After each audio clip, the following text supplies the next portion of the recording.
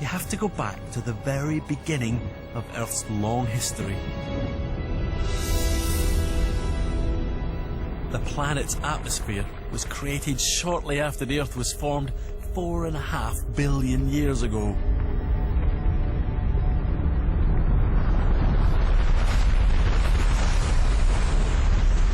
The early Earth was highly volcanic. And for millions of years, these volcanoes spewed out huge quantities of gas. Slowly, these gases built up and created an atmosphere. But it was nothing like the atmosphere we know today. This was a witch's brew of carbon dioxide, methane and steam, laced with poisonous hydrogen sulfide. There was no sign of the gas we humans depend upon, oxygen. This lethal mix was to endure for something like 2 billion years. Until something unexpected began to transform the atmosphere. Primitive life.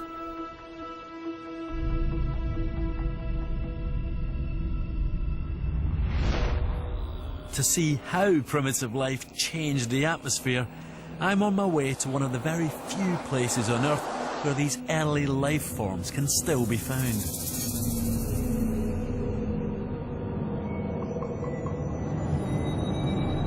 Just desert scrub and empty road.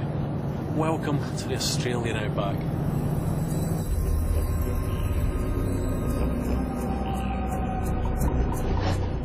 It's stifling hot out there. It must be, I don't know, mid-40s, but the journey is going to be worth it because I'm on my way to see one of the most bizarre sights in the world.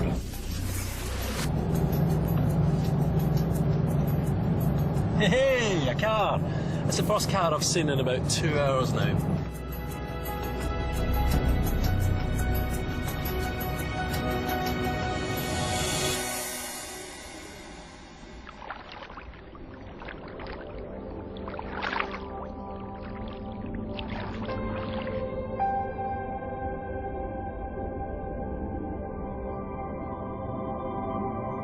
The sea here is full of life.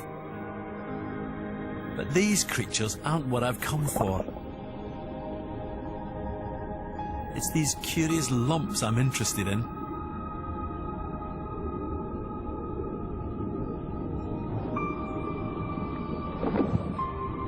They are important because every single plant and animal, in fact every single person on the planet, owes their existence to them.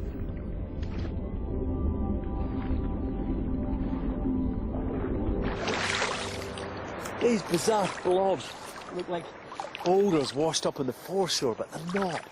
They're actually alive. These lumps are one of the earliest forms of life on Earth. They're called stromatolites.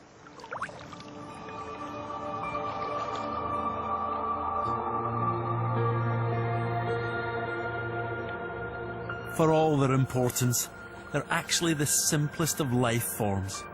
Nothing more than bacteria. When you get up close, you can see that it's only the outer part that's alive. It's a layer of bacteria that secretes a thin film of slime, which builds up layer upon layer.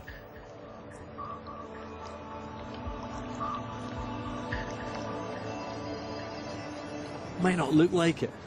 These are the most successful life forms on the planet. You know, us humans have been around for a few million years. The dinosaurs came and went in 200 million years. These stromatolites have been around for 3,500 million years. That's 3/4 of the age of the planet. And yet, when they first evolved more than 3 billion years ago, these simple life forms began the most important transformation the planet has ever seen. These stromatolites are special because they did something that was quite extraordinary. As they took in the sunlight and photosynthesized, they broke down the chemical bonds in water, releasing something that would completely change the planet. They released oxygen.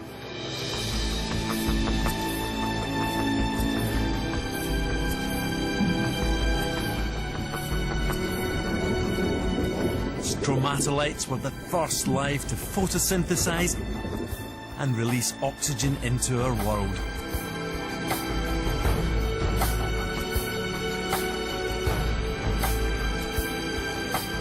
This led to one of the most profound changes in the history of the Earth.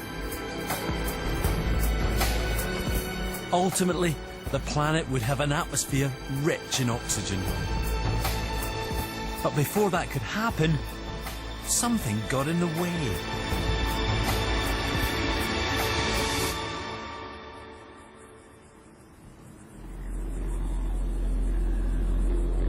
To see what stopped the oxygen reaching the atmosphere, I'm heading deep into the Australian outback.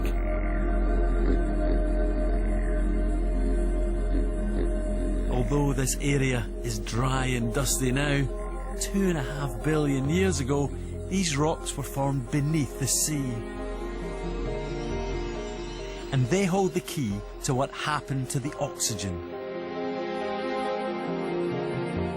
Back then, the seas were rich in iron that was dissolved in the water. When the oxygen given off by the stromatolites met the iron, they bonded together. The result, huge amounts of iron oxide formed, or as we usually know it, rust. It was this reaction that stopped the oxygen leaving the sea. The rust fell to the bottom of the sea and it built up as layers. And you can, oh, this is so hot. You can see these layers right here. I mean, this is metal, that's why it's so hot. You can see the layers in the fine, colourful banding on this rock. Here, it's on a tiny scale, but on this cliff, it's on a massive scale. The layers of rust were laid down all across the world, eventually turning into seams of iron ore.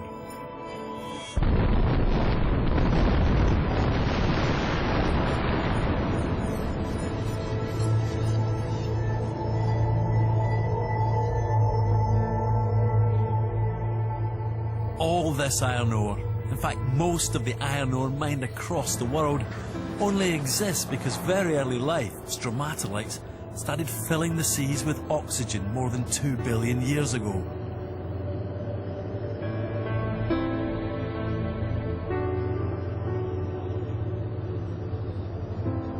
But that was just the very beginning of how oxygen changed our planet. The rusting of the oceans could not go on forever. Eventually, the iron in the sea ran out. But the oxygen was still going strong. It wasn't finished yet. There was only one place for the oxygen to go. It left the oceans and filled the atmosphere. No event has been more important to the story of life on our planet.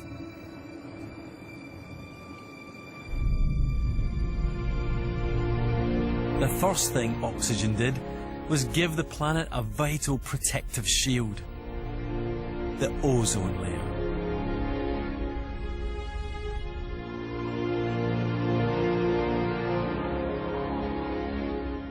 It shielded the planet from lethal ultraviolet radiation coming from the sun, allowing complex life to flourish on the surface of our planet. The concentration of ozone in the atmosphere is revealed in this colour-coded image. It shows the massive hole over Antarctica created by our recent pollution. Fortunately, the hole is shrinking. But oxygen didn't only protect the planet.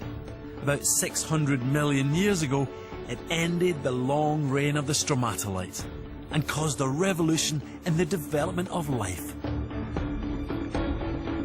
This is because oxygen is highly reactive and can support far more energetic forms of life than bacteria. Blessed with an oxygen-rich atmosphere, Earth became home to an extraordinary diversity of complex life.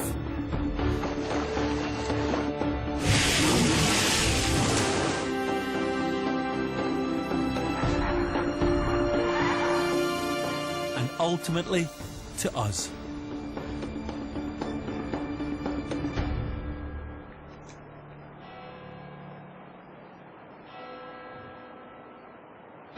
You get an idea of how dependent we are on oxygen when you see how it affects something as basic as human reproduction. Perched between the peaks of the Andes here in Argentina are some of the highest villages in the world. Many are over 4,000 meters.